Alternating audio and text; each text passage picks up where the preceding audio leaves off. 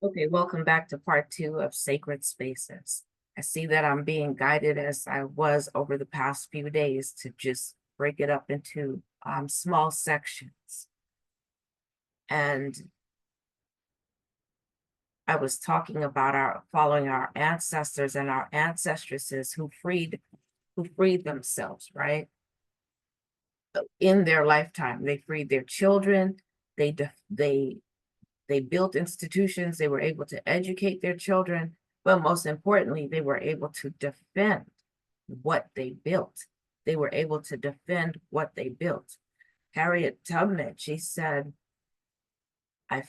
she freed what, 1,000? I can't remember how many, but she could have freed 1,000 more if they weren't afraid. So for those, we have to follow, we ought to follow the ones who were successful in liberating themselves, in liberating their children. They even traded with the enslavers. They are the ones who forced the end of enslavement. They don't tell that story because the white people got very scared of the uprisings. There were too many and they were popping up all over the place. How does that happen? Because we hear. And the thing is that um, when we are operating under the ancestral jurisdiction, according to ancestral protocol, we know who we're hearing from. We know what to accept. We know what to reject. And so we don't need a whole lot of planning. We can come together because you heard something, I heard something. We'll spontaneously come together because we were prompted by our family on the other side. And I see that today because I'm on a neighborhood list in one of my former neighborhood in DC. And it's a place that we're supposed to share, things that are going on in the neighborhood. The white people have dominated that with who stole this package, who got stabbed, who this, who that, all of this fear. And every now and then I would see an Afro-Wakani or Afro-Kaitni person come on there and say, oh, I just joined this group. I thought this was to share things that are, happening in the neighborhood, like activities and things. I didn't realize it was kind of like a crime watch, but it shows their fear of us. So we know that they have lied to us. We don't know, most of us don't know what they have lied about. And today, when there's so much conversation around identity and people misidentifying themselves, it is time for us to come into knowledge of our true identity, not just intellectually, because that doesn't change anything. To intellectually have some information, we have to be able to walk it out, and we have to be able to put it into practice. And that's where ritual comes in, because it's through ritual that we incorporate those things, those objects, those deeds, those entities that we need in order to align with divine law, to operate in accordance with divine law. And it's through ritual that we reject those things, those deeds, those entities, those people, those groups that we need to reject in order to restore divine balance. So how many of us go to work, but when we go to work, we act differently than when we are at home? It means we're literally living a lie in order to survive.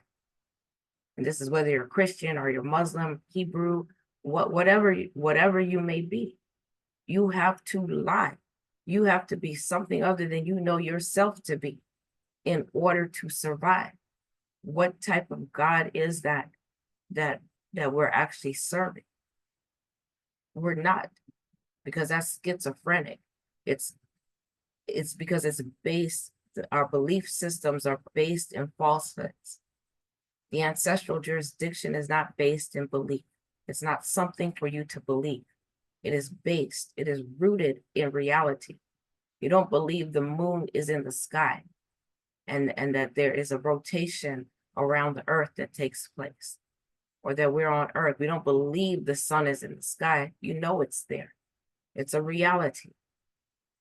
A reality is what is. So that we don't have beliefs in our ancestral religion. And how do you know it's not a belief? Because you're going to the altar, and through ritual, you come into the knowledge. That's how we came into the knowledge that we had. We were taught by the Abosa. That's not a belief in the Abosa, a belief in the Orisha. They were assigned to us by Mother, Father, God before we came into this world. And so at the altar is where we confirm that. At the altar is where we see, oh my goodness, the experiences that I've had throughout my life. Now that I'm learning about who I really am and how I'm supposed to operate, I can see where these experiences fit. That's literally what was happening for me as I began recording, and went back to my story, the synchronization of worlds. Because obviously the Abosa are the ones who regulate time. They regulate order, everything. All these things that we call synchronicity, and it appears like these events are unrelated. They're not unrelated. When you begin to follow those signs and observe the signs, they're all around us. Then you begin to see that underlying pattern. You really, in communication, you're in sync with the Abosa.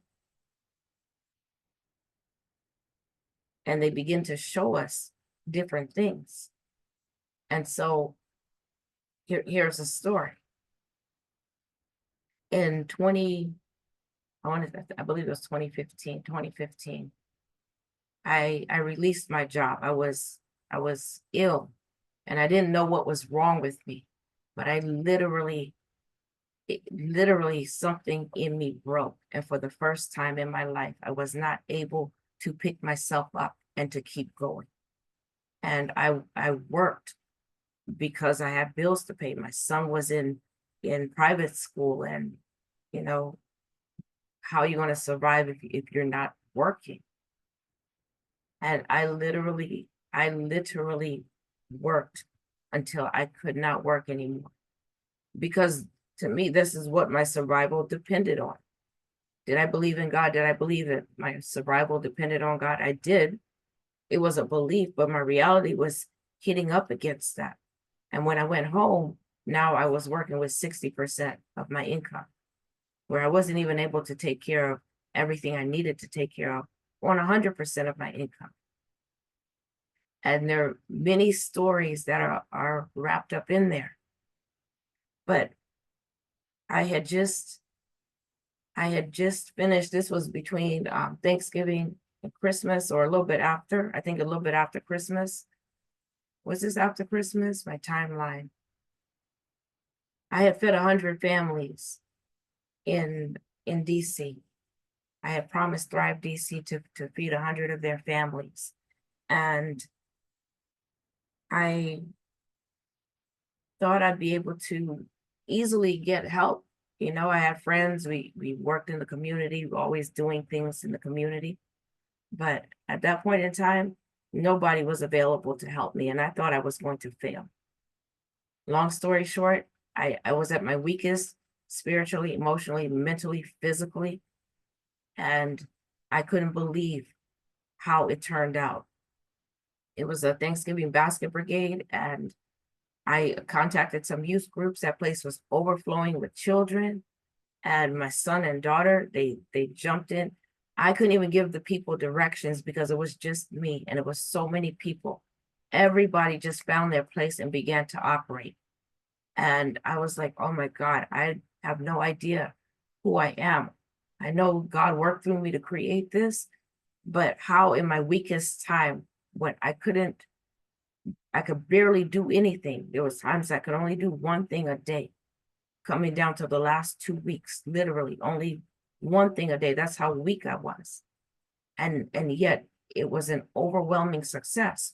But after that, I couldn't feed my son. I literally had no food. I was just broken.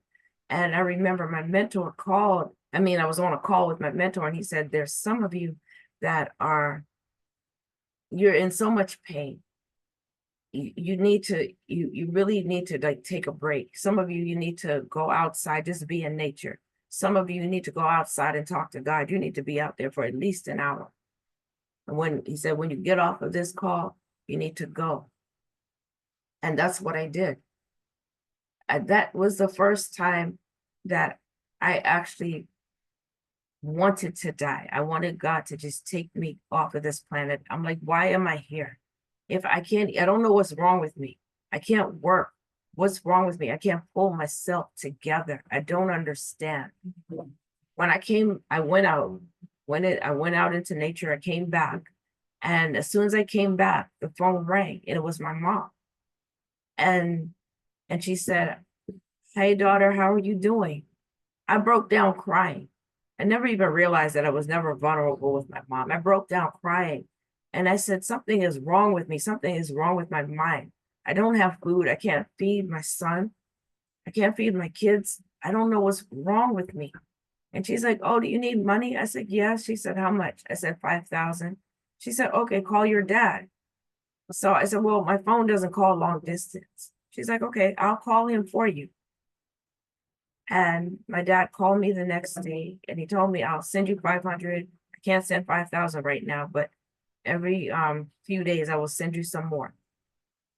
So I said, okay. I was in so much pain. I didn't even realize the response my mom had. I didn't tell her I wanted to die, but it was all over me. She never heard me in that condition before. So, when I was stronger, well, actually, a couple of days after that, I spoke to my mentor, and I just shared with him what was going on, not even thinking anything about it. And when I told him I was vulnerable with my mom, he got very serious and stern with me. He said, don't you ever be vulnerable with your mom until you are strong enough and you choose whether or not you want to confront her. And he knew I didn't understand what he was saying. And so he told me something I know he didn't want to tell me. And he said, if you were in a house and that house was on fire, it was burning, and your dad knew you were in there, he would run in there to get you, to save you. If it was your mother and somebody came by, she would act as if she tried to help. I didn't even know what to do with that, but something broke in me that day. 3 days after he told me that, another mentor that I have that had an experience with my mom years before. It's the only time she met my mom. And I was talking to her, and I was prompted to ask her, what did you think of my mom when you met her? And she said, I felt targeted. And she's very careful with her words. So she doesn't say things lightly. And then she just said, I felt targeted. And she said, I'm going to give you a book about suppression. And I knew what suppression was. I knew it because this is Scientology speak. And she said, it's a small book. And I said, suppression is the same thing like what did I say? Narcissism? I didn't even know what narcissism really was. And she said, yes. And I said, oh. I said, is that? So I said, okay. And I went to Google and I looked it up. And they said, oh, I said to her, I said, is this the same thing as like a psychopath or something? She said, yes. And so I looked up psychopath, and they said in Google was synonymous with sociopath. Psychotherapy has no treatment for this. So something else broke in me because my dad was a psychotherapist. And I thought I had healed from the childhood things that I had been through with my mom and all of that. But I realized if my dad is a psychotherapist, he must know exactly who and what she is and what she was to me. And I couldn't process all of that. Something broke in me that day. And although I had come a long way, it's like no matter what I did, I couldn't find, I couldn't work again. I would get a little job here, a little job there, but it would not be like my job was an $80,000 job in 2015. It's 2024. And I'm like, okay, now I know nothing is wrong with me. I don't have a problem with money or what, but I also understand, I always teach that money is my own natural energy heal. I'm going to come back in the next video and continue this conversation.